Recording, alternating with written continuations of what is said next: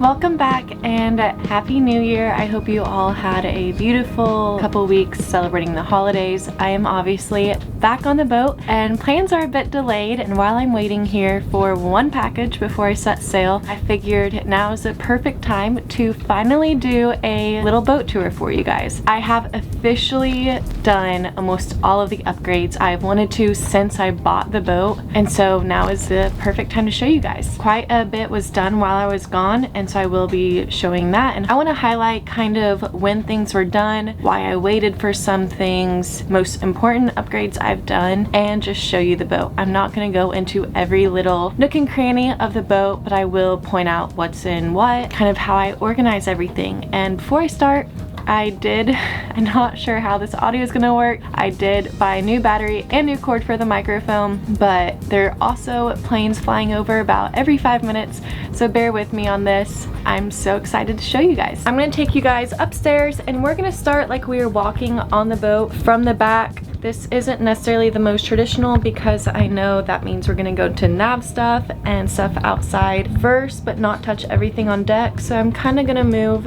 from aft outside to in here, and then we'll probably go back out and finish up on deck. Sol de la Mar is a 1993 Beneteau Oceanis 510. There are a few reasons I chose her, one of the primary being she is older and has a thick, strong hull, which is important as I plan for more offshore passages. I just began my 4th year of living on her, and I have changed and upgraded most things now, and I am so excited to finally give you guys a tour. Hi Babs! Since you just saw Mako, I'm going to start with one of the things I always get asked. Also at the back of the boat, Mako's litter box goes right here in between the hydrovane. I really like that because it can't go anywhere and it keeps everything on the back. But coming aft, we have my high fuel dinghy that I still absolutely love. We have this hydrovane here. I'm hoping to finally use this on my next sail. It is one of the things that I got a couple years ago when my autopilot started failing me over and over and I needed a non-electrical backup. I'm very excited to hopefully finally use it. Next, on the very back of the boat are these davits. I'll also talk about that because it's a lot of solar, but one thing I've wanted since I got the boat was more solar, and I didn't want to have to take the engine off every time I sail, especially for shorter sails. So I did leave my engine mount here so I can still hoist the engine and the dinghy separately if I want, which I will do for longer passages. I added 400 watts of solar back here when I did this. Next up is a life raft. I've gotten a couple questions on if I have that or not. I got this made in Grenada as well. I have dual helm steering. Autopilot is there. Everything can be controlled here. New chart plotter. This is something I waited to do once I had a little bit more money because the old one did work. And then wind. I did wire my windlass all the way aft. I put bow thrusters into the boat. I have a wind generator up here. The wind generator actually isn't working right now because a blade flew off and I wasn't able to get it. So I'm hoping before I leave here, I just made a last minute order today to try to get that wind generator, the extra wind blade, and I ordered a few extra in case it ever happens again. I have been missing it quite a bit. Highly recommend. It's super quiet. It's the Wind Kinetics or Marine Kinetics MK4 Plus or 2 Plus, something like that. I really like it. It's quiet. It's a 400 watt wind generator. My favorite time to have it is at night, especially during sails. I'd say it kind of covers the freezer and or the autopilot, because if you're sailing at night, that means there's wind and that means you're generating power and you're not completely depleting all of your battery stores running the autopilot, which will be another benefit of the hydrovane. Okay, now moving to seating. One of the reasons I love the dual helm is for the 2 seating areas I have and the walls on both sides to sit against. I love my folding chairs, and I usually have pillows up here as well, but I just got out of the dock. I feel like I have a very comfortable cockpit and I really love it. Next is all the rigging stuff. Everything does come back to the helm, which is one of the reasons that I got this boat, so everything leaves back. And I have one electric winch and it makes it very easy to single hand. And then my other 2 are on the sides. Now moving downstairs to the fun stuff. Right, Mako? My favorite area and the part I'm going to start with is the galley. I have done the most upgrades here. I think I'm just going to start by pointing out everything and why I did these upgrades, when, and yeah, I may cover on the costs on some of them. And I do want to point out, coming down the steps, you see my primary ditch bag, and then a few other things that I'm slowly getting ready. I am about to do a very long sail, well, my longest sail yet. But coming down the steps to the starboard side, we have my fridge and freezer. I have replaced a couple things on the freezer as far as electrical, but overall they've worked great. They have tons of space. They go all the way down to the floor. I wouldn't change these for anything. Some people have changed to opening. One, if you're sailing, stuff can fall out, and two, I don't have a problem with organizing. Sometimes it is a little annoying to dig way down, but I don't mind them at all. I'll keep these any day. Next is all my electrical stuff. So this board controls all of my 12-volt stuff. I am on Victron and Battleborn, so this shows all of my electric stuff. I'm not going to show my batteries because then I have to lift up my entire bed, but just a little reminder, I did switch to Battleborn batteries and a whole Victron setup about 10 months ago. I'm so excited about them to this day. You can see they're at 93%. I can use what I need to on this boat. It's been life-changing living on this boat, and it's taken it from living on a boat to living on a home. I still have to watch them when there's a lot of clouds, but the fact is that I can go a couple days without sun and have to restrict a little bit, but I can still live normally. So I highly recommend Battleborn. Their link is still in my description. I really love them. So I just wanted to throw out a little side note there. I run on all Garmin stuff as well. So this stereo goes to all the speakers on my boat. I have 2 in the back and 4 inside. There's a lot of my radios, flashlight, binoculars, speakers, stuff like that. Moving a little bit forward, I'm going to start on the starboard side first, and then I'll hit the port side of the galley. This was just done here. I put in a air fryer oven. I replaced my propane stove and oven with this and this. I never used my propane stove, and I had used these air fryers on friends' boats for couple years before I got this. I've never regretted this decision once. I love it, and because of that I did this install. Well, I didn't do it. I had to hire this one out. I'm not that creative. I ordered this stovetop, and this is propane. I did not want to switch to induction. I kind of wanted one of each. I wanted to be able to use propane for the stove and not burn up so much power, but then I wanted the electric oven. And I want to note I don't have a generator on here, which is why I do some of the things I do. This is propane, and because I lost storage over here, because this used to be 2 of these, this is where I keep supplements, I added this. So this is all my containers and such, and this whole thing does gimbal.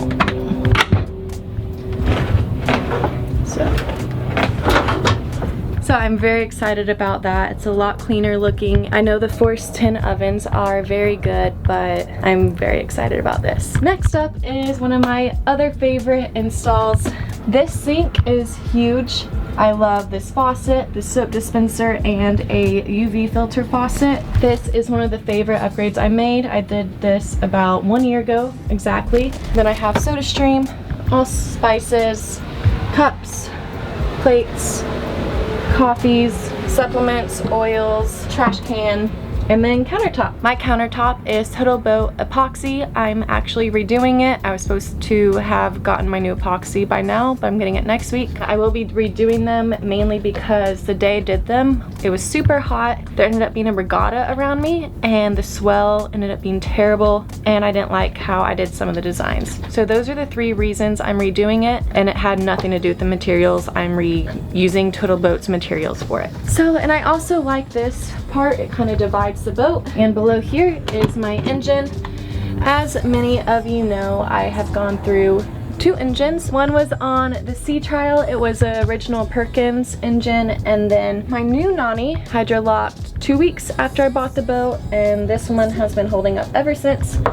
Knock on wood. I did just replace the starter battery a couple days ago, but other than that, she's been running pretty good. I'll show you this bedroom real quick. I have 3 bedrooms and 3 heads. So this is 1 bedroom, closet, drawers down here. You can sleep either way on this bed because it's so wide. I actually love them. This is one of the heads. They all look very similar. And walking from this bedroom over to the next, most boats have their engines under their stairs. I do not.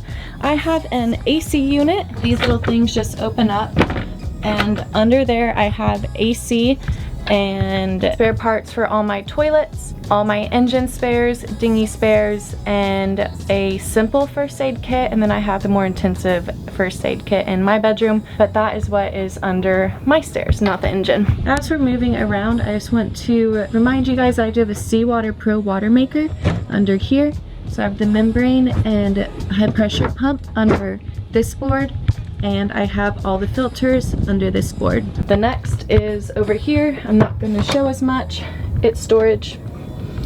I pretty much always use one bedroom for storage. I'm clearing that one out. As I've mentioned, I'm doing my longest sail yet pretty soon, and so that's why I've cleared out that room, because I make that into a bed and I sleep there on long overnight sails. I'll go down there for an hour or two at a time. So next is my salon. I love how big it is. I don't have a nav desk, as you've seen, so this is also my workspace. I have a hanging locker right here that I've also made into shelves. This is all food storage behind all the cushions, below all the cushions. I love how much storage this boat has. It's very impressive. All electronic stuff is there. Here, it's where I keep all my filming stuff that I just grab as needed. And you can see I have a really big bookshelf. One thing about this boat is it used to be a 5-bed, 5-head. This used to be one of the doors going into one of the bedrooms. And the previous owner converted this to bookshelves. And they used to have a mini fridge down here. And a couple years ago, I had a friend come over, because again, I'm not good with woodwork. We made this. So we put a little shelf in right here, and then a door with 2 shelves in here for all of my tools. Since I've done this initial install, I got little trays and those didn't work. So last year when I was in St. Thomas and could ship things in, I got a lot of different drawers of different sizes, and it's all organized that way now. It's not the most ideal situation, but it's way better than having a tool, just one tool bag. So I really love this. Next up is my room. So this is how both doors used to be. This is a lot of electrical stuff. My inverter used to be in here. Over the years, this has kind of become not as important in here. Coming in to my bedroom. One of the things I am most excited about that I just got done along with the stove is my bed. Ever since I got this bed, I have not been a fan of the size, and I can finally fit on my bed without my feet hanging off or hitting my head. So as you can see, it's huge. One of the things that used to happen is your head went here.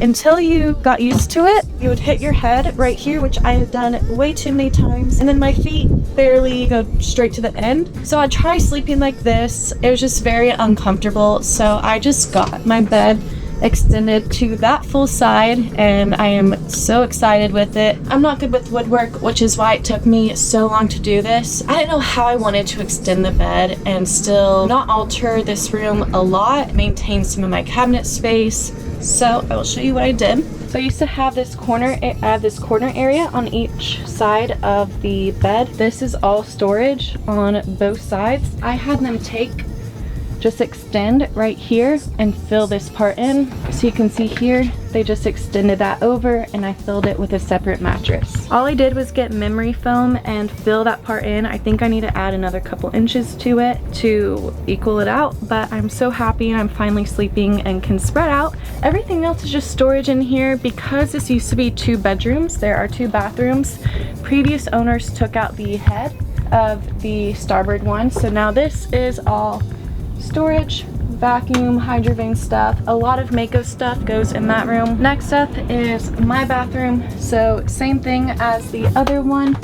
It's very simple. I use this one mostly as my shower, and then all these are shelves. So there's a library on this side, closet, all storage up there, and closet, more closet space. And the question everyone asked me is how many swimsuits do you have? And before I show you how many swimsuits I have, I would just like to point out that I do not pay full price for 95% of my swimsuits ever since I was a little girl.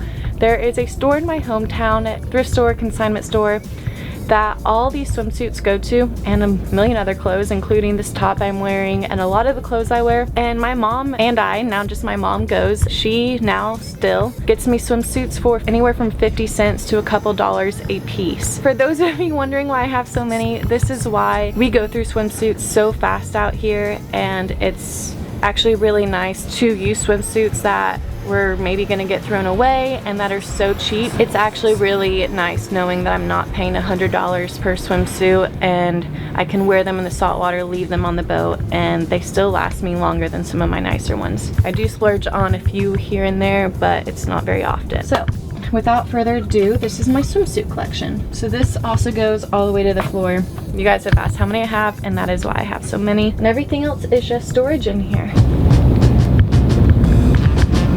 Next up is outside. I'm gonna start at the bow here. I normally have a 88-pound rock knit anchor right here. This goes into my chain locker. That's hooked there. That's where my windlass and all my chain goes. Up and down switch here. And one of my favorite things about this boat, as it used to be a 5-bedroom, 5-head boat, is I have a crew compartment, which has since been altered into storage and a laundry room. It's a little more crowded down here than normal because I just bought a lot of storage containers to organize all my food. But here is my washer, and I'll move this a little bit. I keep all my gas for my dinghy, pumps, electric cords. Wine is under these. Mako's food. I've mentioned I stock up on Mako's food, so that's all in here. Various soaps, oils, vinegars, extra epoxy, soaps, coffee. I've mentioned Life Boost before. This compartment has really just become my storage unit for anything I may need long term. As I've mentioned in the Bahamas, and I'm also anticipating for French Polynesia, I'm not going to be able to get stuff as easily, so all of my coolant, engine oils for both dinghy and boat, everything is in this compartment. Fenders go in here. As you saw, fenders are outside because I need to get fuel, but this is definitely one of my favorite parts about this boat. All that's left is the mast and solar. This is my brand new mast. I still stuck with rolling furling. I really like it being single-handed. Halyards. Stuff's a little different on this mast, so it's gonna be a bit to get used to. I'm not used to it yet. I do have a skylight here. This pushes back. That gives me natural light inside the boat. Usually keep it shut for heat purposes. These sails are a bit old, about 8 years old. Not sure what I'm gonna do for the Pacific yet regarding that. As you know, the main's been jamming. It did go in very nicely though when we put it up. I was very excited about that. All that's left is power usage. I have 1600 watts of solar on this boat now, and I would do more if I could. I'm gonna show you kind of the install. I've basically done a solar install every year I've owned the boat. These two in the middle are original. That is 220 watts. A month after I got my boat, I added this 360 watt. It produces so much power for this boat, more than the two 220s. The year after, when I got this solar arch and davit built, I added 400 watts back there, so they're kind of stair-step. And then this year, I added 400 watts of flexible from Bouge RV. I love having so much solar. I think if you have the space and time and money to add power to your boat, you should do it. Living on a boat can be difficult enough. It's nice to have some of the luxuries. I think power is one of the things we're always concerned about, so I recommend adding as much power via batteries and solar you can. I have 1600 watts of solar, 400 watts via wind gen. I have the DC to DC charger from the engine, and then I have 1080 amp hours of lithium battery. So I feel pretty good about my power setup. I don't really worry about getting down to zero, and if I do, I can always start the engine. So this was my long-awaited boat tour. I hope you guys enjoyed it and learned a little bit more about my boat. I know no boat is ever gonna be perfect. I've spent a lot of time making this boat how I want it. As you could see, the galley was a big part of that. My bedroom and there's been a lot of little things like adding containers here, reorganizing. There's a lot that goes into making a boat your home. This is my home. I love her. She's an old boat and I chose her because she's so sturdy and her hull is so thick. Another reason I chose her is because of the 3 bedrooms and 3 heads. Originally, as some of you know, I started doing charters, not YouTube, so I wanted 2 bedrooms in the back with their own heads and then my own master bedroom, not just another charter room. So that is why I chose this boat. Those are some of the reasons I chose this boat. The in-mast furling was another reason, but I had to replace that anyway, so that really didn't matter for when I bought it, I guess. I could go on and on about choosing a boat. There's a lot that goes into it. No boat is ever going to be perfect. You're definitely going to customize things, but I love my boat and I'm happy I finally got to share it with you. On that note, future plans, just waiting on one package before I set sail and then we will be back to videos. Figured this was the perfect time to give you guys a little walk around as I'm waiting. Mako, you ready to sail again? No? Yeah? You happy to be back on the boat and at anchor?